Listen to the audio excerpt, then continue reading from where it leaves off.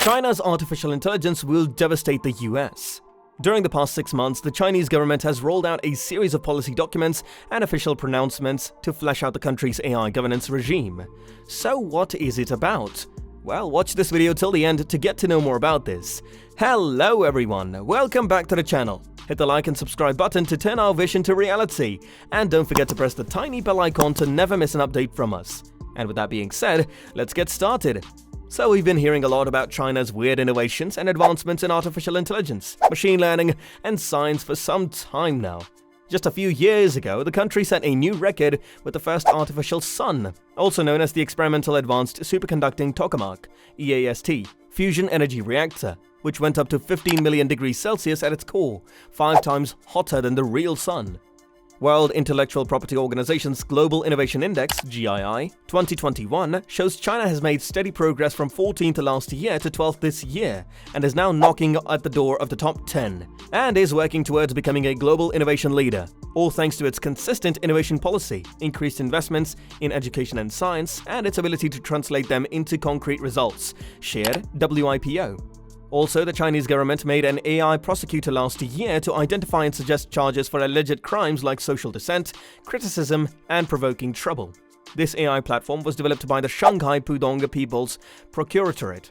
It can file charges after hearing a verbal description of what happened, and based on the human-generated description, the desktop-enabled platform can press charges based on 1,000 traits, using data from 17,000 real-life cases from 2015 to 2020. It'll identify and prosecute Shanghai's 8 most common crimes. But the story isn't over yet. Among prosecutors, the AI prosecutor developed by the Chinese government raises eyebrows, especially with regards to its accuracy. The prosecutors in Guangdong said the 97% accuracy may seem high from a technological perspective, but there are always going to be mistaken. They posted questions saying, who will take responsibility when it happens? The prosecutor, the machine, or the designer of the algorithm? And here comes a bittersweet glimpse of China's AI governance. As part of its artificial intelligence governance regime, China has been rolling out a set of regulations that make inroads into the country's artificial intelligence market. This comes at a time when China is using artificial intelligence for mass surveillance, which is viewed as a major threat to human rights. Among some of the recent Chinese AI governance initiatives are rules for digital algorithms that take into account public opinion, tools to test and certify trustworthy AI systems, and establishing tech ethics review boards within companies and research institutions. Last year, China's Cyberspace Administration (CAC) put out a draft set of 30 rules for regulating internet recommendation algorithms. These rules are for China-specific platforms like TikTok and news apps in terms of how their recommendation algorithms work and impact consumers. Physicist Tristan Harris, who is president and co-founder of the Center of Humane Technology, discussed with Daniel Schmachtenberger, a founding member of the Cosilience Project, some of the implications of Chinese AI governance policies and their impact on tech companies and people. Harris said, Xi Jinping's actions seem as if he is aware of the social problems in China. He said, I think it is worth mentioning what China is doing regarding its internet because it's seeing real problems. We might not like their solution, and we might want to implement a solution that has more civil liberties, and we should explain what they are doing. Additionally, he explained how China's reforms are affecting social media platforms such as TikTok. He said, when you swipe the videos, instead of getting like the influencer, dancing videos and soft pornography, you get science experiments, museum exhibits, and patriotism videos. The Chinese government wants its children to become astronauts and scientists and not influencers. Aside from that, there is a limit as to how much of a user's social media feeds can be swiped, also known as mindless swiping or infinite scrolling. He explained there is a 40-minute limit for TikTok, so when you scroll a few times, they actually do a 5-second delay and ask, hey, are you ready to do something else? China's crackdown on technology seems to never end, because immediately after releasing its recommendation algorithm rules, CAC released a 3-year roadmap for regulating internet algorithms. The roadmap needs input from many of the 9 regulators who signed on, including the Ministry of Industry and Information Technology, MIIT, the State Internet Information Office, the Central Propaganda Department, the Ministry of Education, the Ministry of Science and Technology, etc. Chinese leaders are likely to attempt to soft power AI governance to gain position and influence over the world. If this country is able to rein in algorithms, this could result in drastic changes for technology companies and governments all over the world.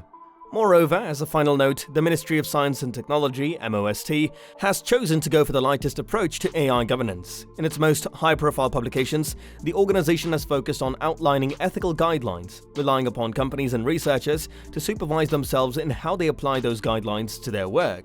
On July 2021, MOST published guidelines relating to technology ethics, which gave universities, labs, and private companies the responsibility of establishing internal ethics committees to oversee and educate these issues. After 2 months, the main AI expert committee under MOST released its own set of ethical norms for the use of AI, with a special emphasis on weaving ethical considerations into the entire life cycle of AI development. And since that time, MOST has been advocating that top technology companies create their own ethics review committees and have their products audited on their own.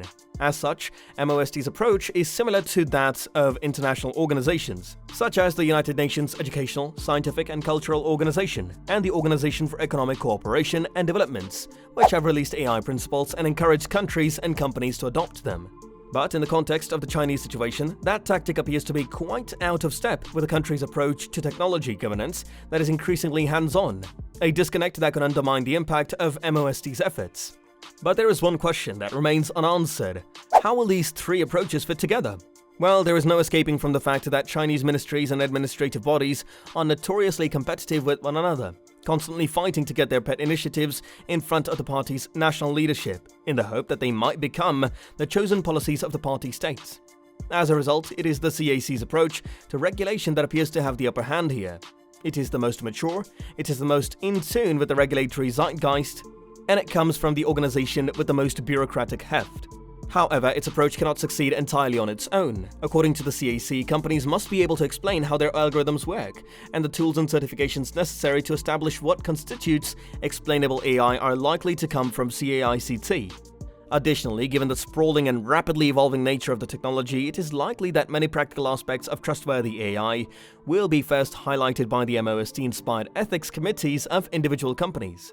As seen in the 3-year roadmap for algorithmic governance, there is a hint of some bureaucratic collaboration here and there, even though the CAC is clearly the lead author on the document. It also includes new references to algorithms being trusted and companies having ethics review committees, which are additions that were probably made at the behest of the other two ministries. It may also lead to a considerable shift in bureaucratic power as AI governance expands to cover many industrial and social applications of AI. The CAC has traditionally been a regulator of the internet, and future regulations for autonomous vehicles or medical artificial intelligence may create an opening for a ministry like the MIIT to take over those regulatory powers. So there is no doubt that these regulatory currents will have a profound impact far beyond China, as long as the CAC succeeds in meeting certain requirements pertaining to algorithmic transparency and explicability. China will be conducting some of the world's largest regulatory experiments in areas that European regulators have long debated. This may impact analogous debates over the right to explanation in Europe, as well as how Chinese companies are able to meet these new demands. Anyway, what do you guys think about this? Tell us your thoughts in the comment section. And if you liked the video, then don't forget to hit the like and subscribe button. And for more such content, press the bell icon. And that's us, guys. We'll catch you in the next one. Until then, stay safe.